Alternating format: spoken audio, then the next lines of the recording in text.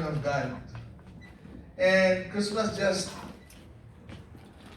actually it's still Christmas in the Philippines up to this time. And I always been telling the churches, sometimes we've been so engrossed with the event and we forget about the celebrator. 2 weeks ago, my nephew he told me that a son of his friend who was 10 years old just died, and it was during his birthday. They were supposed to have a big gathering, a big celebration. The parents were so busy preparing for that event, and they didn't realize that the child went out by the pool and fell into the swimming pool and drowned. Because they were so engrossed with the event and they forgot about the reason for the event. And on Christmas Day, we always fall into that kind of trap. No? We are so busy buying gifts for everybody, which is not bad. But nobody has ever asked, Lord, what can I give you?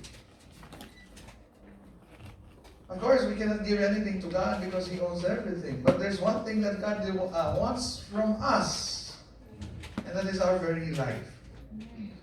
And thank you, Pastor Romy, for your prayers. And I pray really that the Lord will anoint not only me, but anoint each and every one of us as we listen to this word, because His word is most important. That is our life. And I would like to talk about giving our lives. Actually, I use here NIV. It says, when David was settled in his palace, he said to Nathan the prophet, "Here I am, living in a house of cedar, while the ark of the covenant of the Lord is under a tent." Nathan replied to David, "Whatever you have in mind, do it, for God is with you." Of course, if we look at the background of that, we have to go back to chapter 10 of 1 Chronicles, because that actually lays the ground for the narratives. In chapter 10, it says that the Philistines have defeated Israel and killed King Saul and his 3 sons. Actually, there was a war. The Philistines had waged war against Israel, and the Philistines had killed King Saul's 3 sons. And so there was nobody to take over the throne anymore. And so when Saul found that they were losing the war, he actually fell into his own sword, kind of committing a suicide, because they have lost the battle. And we will say, well, it's just part of the normal life. No, he lost the battle, that's why he died. But if you look at verse 13 and 14, I was honest, because that's not what it says. It says, Saul died because he was unfaithful to the Lord. He did not keep the word of the Lord, and even consulted a medium for guidance, and did not inquire of the Lord. So the Lord put him to death, and turned the kingdom over to David, son of Jesse. Did you see that? So the Lord put him to death and turned the kingdom over to David, son of Jesse. Well, the truth is, it only confirms the fact that God is the God of history. And He is the Lord of everything. And everything that happens to us happens according to His plan and according to His will. Can you tell your seatmate, God is directly involved with you? Directly and personally involved with each and every one of us, right? He is involved with each and every one of us. Well, all Israel came to David and made him king over Israel. Well, that's true, but the fact is, it was God who turned the kingdom over to David. And the actions here of the Israelites were just to do what God has planned for the life of David. So David became king. Of course, it was not totally, his control of the kingdom was not total yet.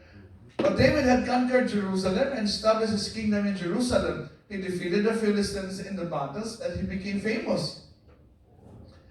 But see, the good thing about this man, David, he was described in the Bible as the man after God's own heart. Because his hunger for God is so much, which is clearly seen in this chapter, in this verse.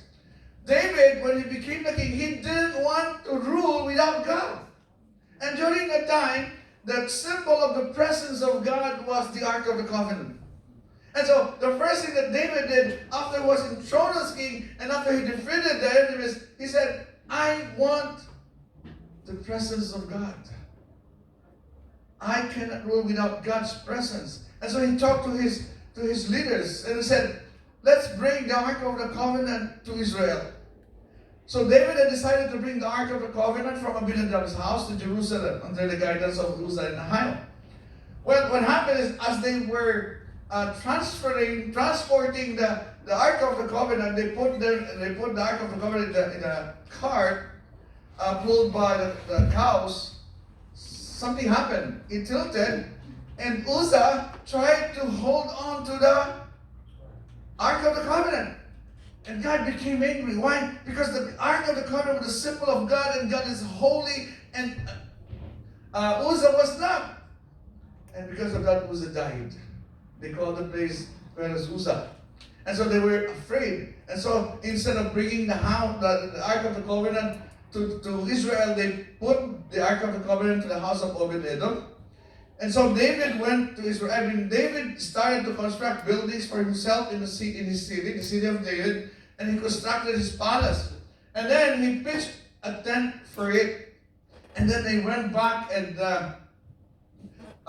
took the Ark of the Covenant again. And so this time they were so careful that David said, every corner, every few steps we will make an offering.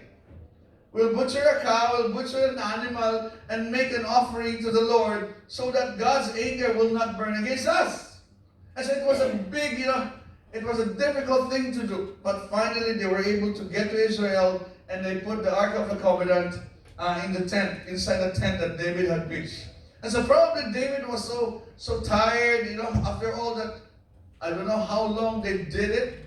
And maybe after resting a while, he went to his terrace and he looked down and he saw the tent where the Ark of the Covenant was, and he started to feel something. And he said, this is not right. This is not right. Here I am, living in a house of cedar, where the Ark of the Covenant is under a tent. And Nathan knew what David was planning. David wanted to build a temple for God. He wanted to do something great for God. And this is what we are going to talk about this afternoon. How can we give our lives totally and completely to God? Of course, we have already given our lives to God when we accepted Christ as Lord and Savior. But giving our lives totally and completely as we walk with God. How do we do that? How can we show God that we are for real? And the first thing I have is, we have to acknowledge always His grace. What is grace, by the way? Unmerited favor, undeserved favor. AE says grace, G-R-A-C-E, God's riches at Christ's expense. So that is grace. Acknowledge His grace always. When David said, here I am living in a house of cedar while the Ark of the Covenant of the Lord is under the tent, it was a declaration of God's grace. It was a proclamation of God's grace. He was declaring who God is, that God is God. That God is the highest, that God deserves only the best, that God is, the creator of all things, the only God. And He must be treated as God. He was acknowledging God as the source of all blessings. David knew that the only reason why he became a king was because of God. And it was a recognition that God deserves only the best. he deserves only the best, nothing less. Of course, we know the life story of David. He was a lowly shepherd, and then he became famous after killing Goliath, and then he won battles after battles because of God. And God even protected David from Saul. Because Saul was wanting to kill David, because he was so jealous, and he was so threatened. And then he was enthroned as king over Israel. The question I have is, how do we see God in our lives? How do we see God or God's hand in our lives? Do we see His hand in every aspect of our life, of your lives? I want to introduce to you a family here. The name of the guy is Pastor Ramil Grueso. He is actually the pastor in our hometown, my hometown province, San Narciso, Quezon. I'm from San Narciso, Quezon, by the way, 300 kilometers south of Metro Manila. I was born and raised there. And this man, I have seen him since he was young. This is a blind, totally blind guy who became blind at the age of 7. When he had this German missiles complicated by sore eyes, and in the province they didn't know what to do, and so many beliefs that the old people poured calamansi in his eyes and actually burnt his retina.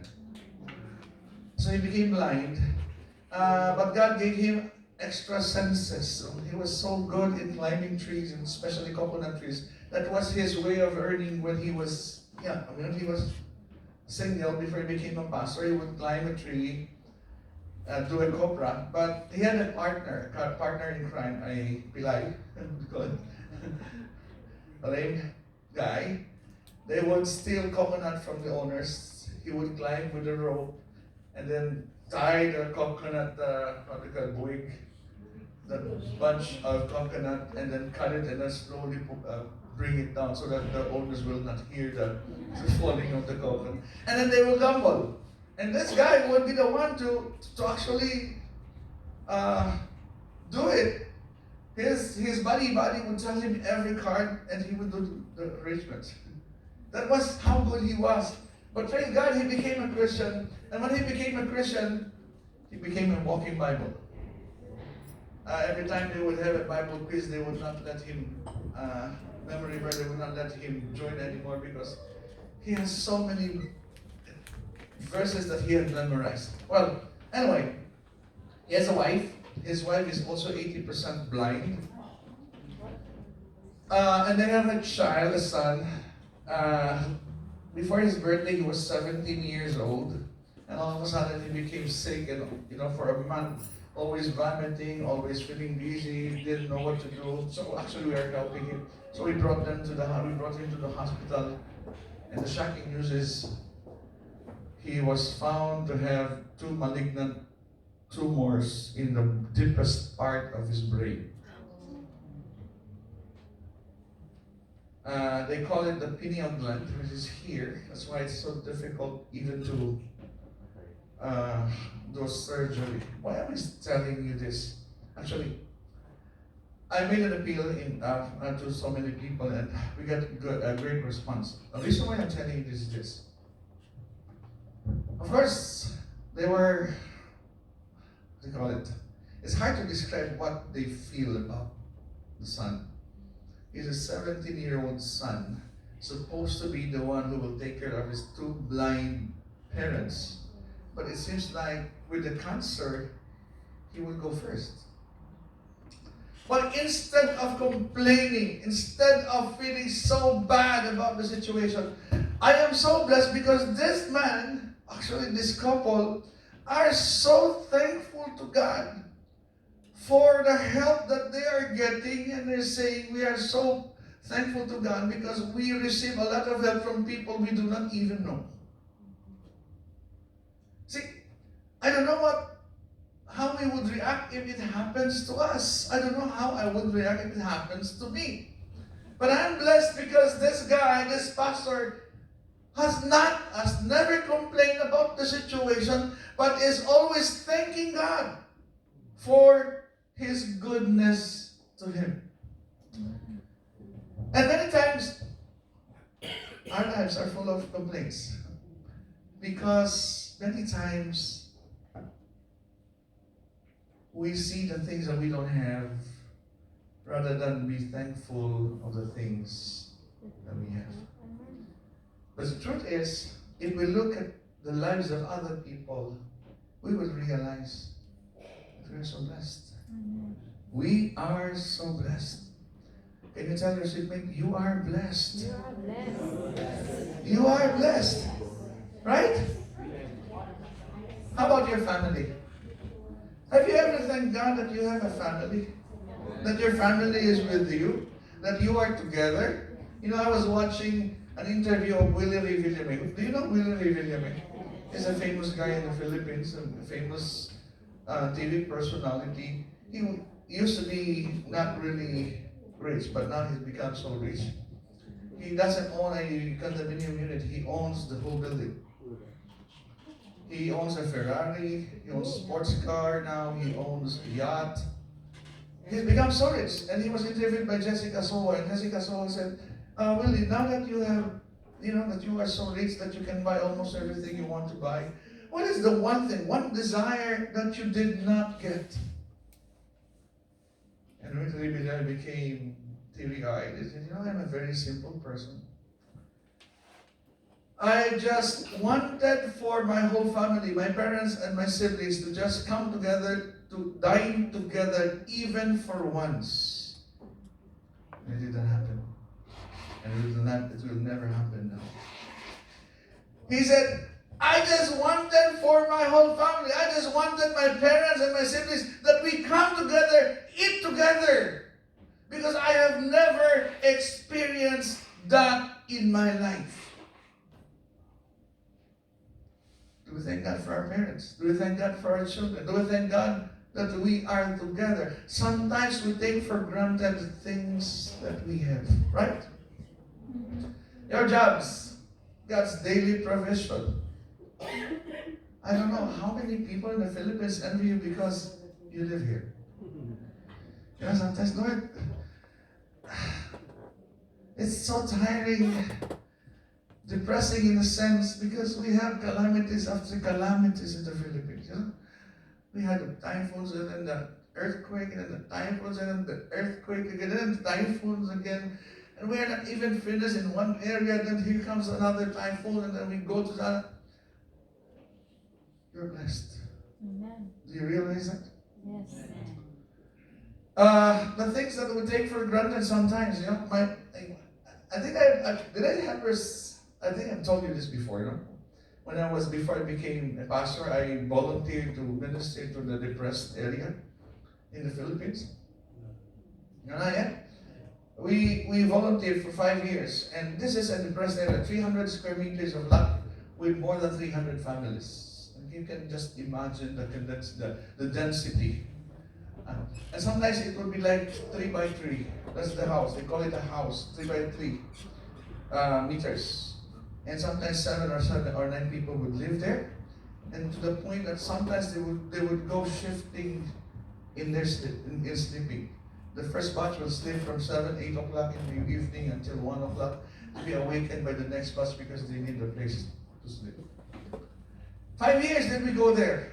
One time I brought a missionary there from the U.S., a lady, and when we were walking around, he said, "Oh, it's hot." And he looked up and, the boy was peeing on his head, on her head. It's hard.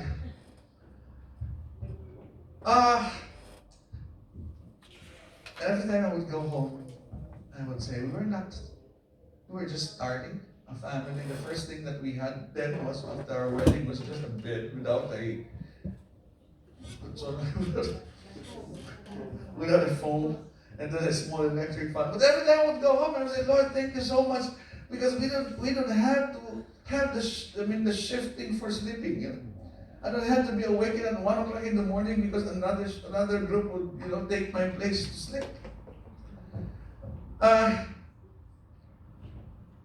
My son is here now, but before he got married to Jamie, the daughter of Pastor Jim Brai, he used to study in Finland.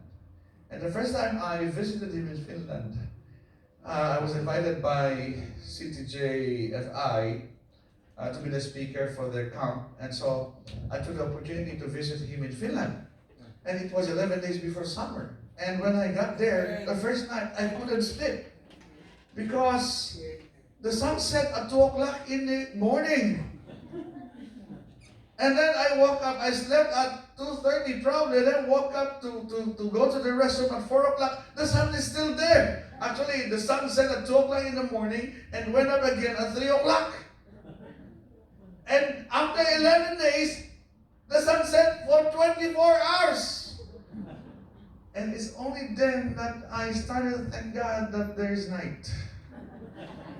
Because sometimes we would be out there and we would feel so tired already because it was still daytime, and then we look at the watch, it was already 1 o'clock in the morning. I said, Lord, thank you for our country. That we have equal night and day, Acknowledge always His grace. Before I go to the next point, this is what I would like to tell you. Always remember this. You are what you are, and you have what you have, only because of the grace of God. Amen. We cannot claim anything, any merit for ourselves. Everything is by grace, no matter how high you are in the social ladder, no matter how rich you are, no matter how intelligent you are what you are, you have what you have, only because of the grace of God. Amen. Nothing else. Amen. Acknowledge always His grace. Second, submit fully and totally and completely to His will. So Nathan said, do what you have in your heart. But you know what? David wanted to build God a temple. It was good. It was great. But he wanted to do something great for God.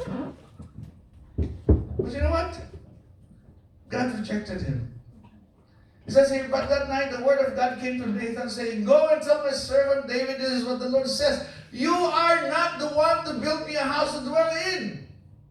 I have not dwelt in a house from the day I brought Israel up out of Egypt to this day. I have moved from one tent site to another, from one dwelling place to another, wherever I have moved with all the Israelites. Did I ever say to any of the leaders whom I commanded to shepherd my people, why have you not built me a house of cedar? When your days are over and you go to be with your ancestors, I will raise up your offspring to succeed you, one of your own sons, and I will establish his kingdom. He is the one who will build a house for me, and I will establish his throne forever. Mm-hmm. God rejected him. Wasn't it good? Wasn't it a nice ambition, a nice desire, a nice, goal for God? Of course it was. But what does it tell us? This is what it is telling me.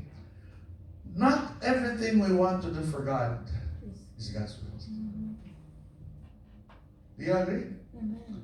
Not everything we want to do for God is God's will. That's why it is very important for us to seek His will. Amen. To seek His will. Why did God reject David? Well, God, plainly says it, because your hands are blooded. Because David was a warrior. Di ba? Hindi raptor. He was a warrior. So he has killed many people. And God said, your ancestor, the one from you, it was Solomon actually, because during the time of Solomon, there was rest. And so Solomon was not engaged in a war. So he did not kill anybody. So it was actually during the time of Solomon that the temple of God was built. But, it is one thing to offer ourselves to God. It's another thing to accept His will. It is another thing to accept His will. And we must serve God His way, not ours. His way, not ours. That's why whenever somebody would come to us and say, I would like to apply to be a pastor, I would like to be a missionary, the first thing I would always ask is, how did you know that God has called you? Because if a pastor would pastor the church that is not called by God, it's not only the pastor who would suffer, it's the church also who would suffer because it's not God's will. And you know, I've been a pastor for many years. I've been a Christian since 1982. I accepted the Lord in 1982. I became a pastor in 1988.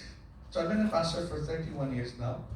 I've been the national minister of ABCO for more than 12 years already. And I have seen many, and I have met many pastors already.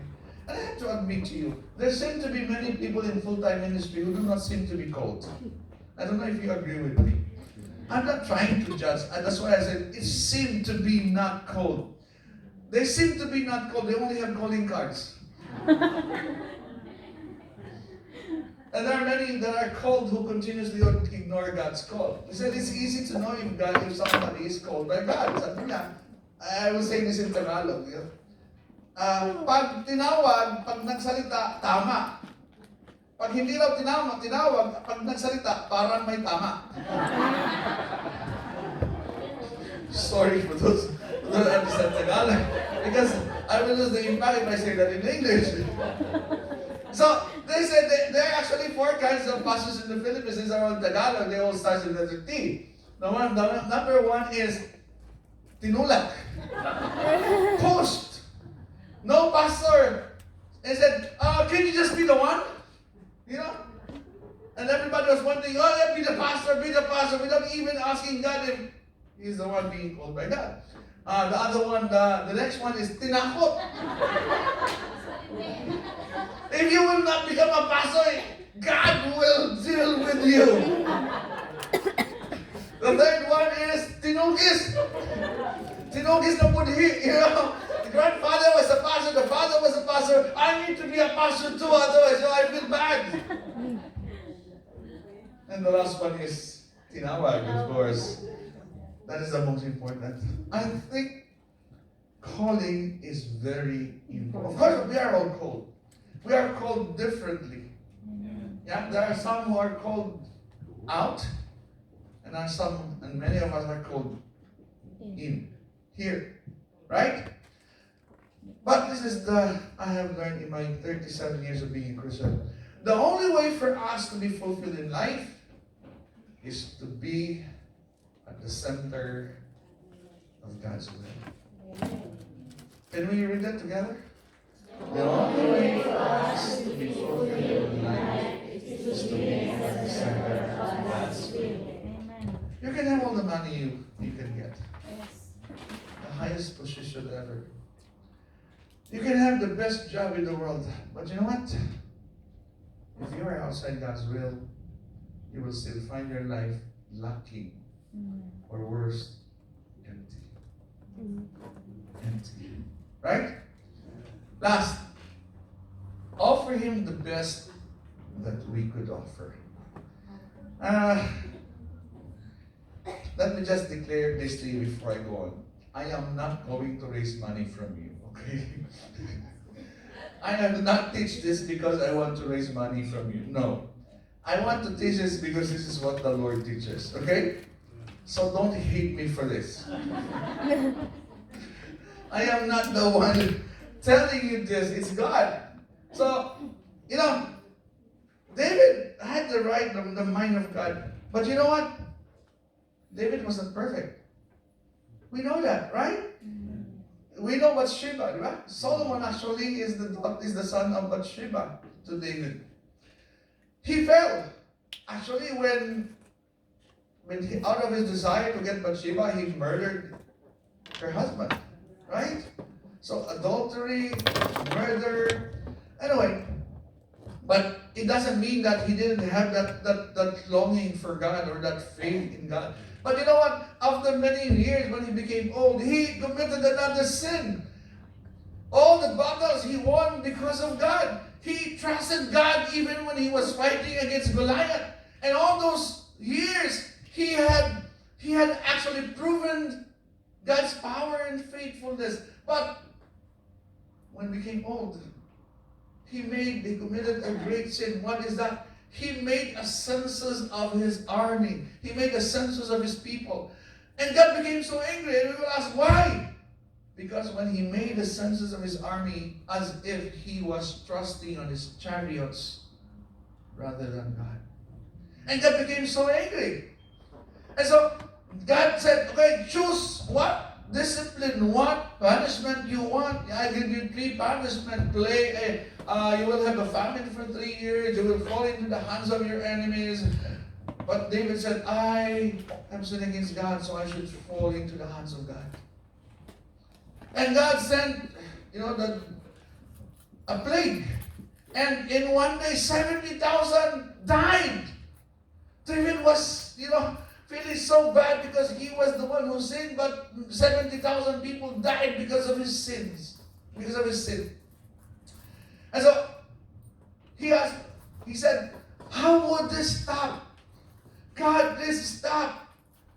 And so remember when the angel of the Lord had ordered David to build an altar to the Lord on the threshing floor of Arona. He was there in the threshing floor of Arona. Alam niyo threshing floor, right? Threshing floor means, the one that separates the leaves from the kernel in the palay. Pangdiin. Threshing floor of Arona, the Jebusites will stop the plague resulting from sin of counting his fighting men. Then the angel of the Lord ordered God, prophet God, to tell David to go up and build an altar to the Lord on the threshing floor of Arona the Jebusite. So David went up in obedience to the word that God had spoken in the name of the Lord. While Arona was threshing wheat, he turned and saw the angel. His 4 sons were with him, hid themselves.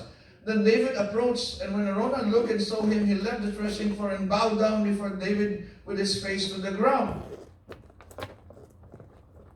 David said to him, let me have the site of your threshing floor so I can build an altar to the Lord, that the plague of the people may be stopped. Sell it to me at the full price. Arona said to David, take it, let my lord the king do whatever pleases him. Look, I will give the oxen for the burnt offerings, the threshing sledges for the wood, and the wheat for the grain offering. I will give all this. But King David replied to Arona, no, I insist on paying the full price. I will not take for the Lord what is yours, or sacrifice a burnt offering that cost me nothing. Amen. I will not take for the Lord what is yours, or sacrifice a burnt offering that costs me nothing. Yes, David was not allowed by God to build a temple. But you know what he did? He gave everything he could offer for the temple.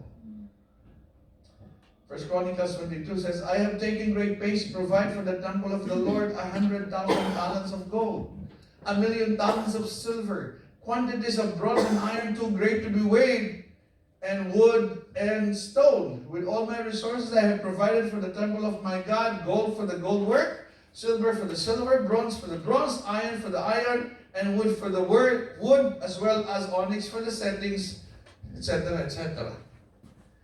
Besides, in my devotion to the temple of my God, now I give my personal treasures of gold and silver for the temple of my God, over and above everything I have provided for this holy temple.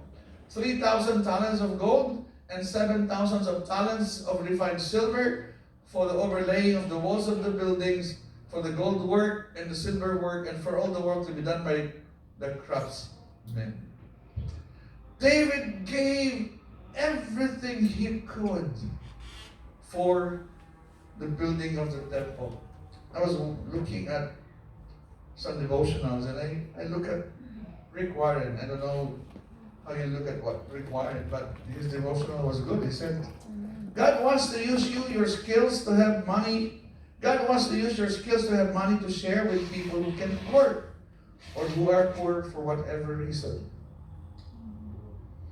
Give freely and spontaneously. Don't have a stingy heart. The way you handle the money that comes in because of your abilities triggers a response from God. The trigger that causes God's blessing is generosity. Why? Because God is generous and He wants you to learn to be like Him. You're never going to be like Jesus Christ unless you learn generosity and stop being stingy. Stop being stingy. Ano ang, how do you call stingy in Tagalog? Kuripot. Ayaw ng Diyos sa kuripot. Pakisabi sa katabi, ayaw ng Diyos sa makunat. Ayaw ng Diyos sa makunat. Di ba? Right? God has given you the ability to honor Him, to serve others, to make a living, to be an example, to have money to pass on to others. And I've learned from personal experience that the more generous you are, the more God blesses your life. I have read the testimony of Rick Warren, and he said from the proceeds of the book, he gives 90% of it to the work of the Lord and only gives 10% because he said we can live comfortably with the 10%. I'm not telling you this to brag. I am not rich. I'm never rich. Of course, I am rich because of God. With the little money that we are supporting probably about 8 missionaries. Aside from my daughter who also supports some missionaries. You cannot outgive God.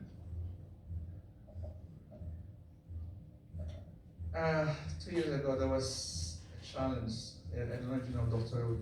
Andrew Yuson, the founding chairman of Cityland, a Christian. You will see the buildings that says, what's In God we trust. They have more than 50 buildings now in the Philippines. And I invited him to our fundraising. I'm not raising fund for me, okay? Don't look me like that. And he said it was September 14. He said, every centavo you earn or you receive for the building, if it's coming from millionaires, I will double it. If it's coming from non-millionaires, I will triple it. Can you imagine? From now until the end of the year. I talked to my wife and I talked to my daughter and my son. This is our opportunity to give the most that we could. Because it will be triple. If we give 50,000, that will become 150,000. And I tell you, I'm not rich. But we were so happy that we were able to give 190,000 for the work of the Lord because it became 570,000. I haven't imagined myself being able to give 570,000 pesos for the work of the Lord because I have never seen that kind of money in my life. But see, not only did it give me so much joy, it was the start of a great business for the Lord. People thought we are rich because we always go abroad. Said you're going to Europe. We went by Geneva, we went to Dubai, and then we went to Abu Dhabi, and then we came here, and then we'll go home on the 17th. But I have to be honest with you, we are not paying our fares because the Lord is providing for us. In many ways, many different ways. You cannot outgive God. You can never outgive God. By the way, many think, who are Ilocanos here? Actually, that's what I want to check. I want to correct. Because they said Ilocanos are kuripot. No, it's not.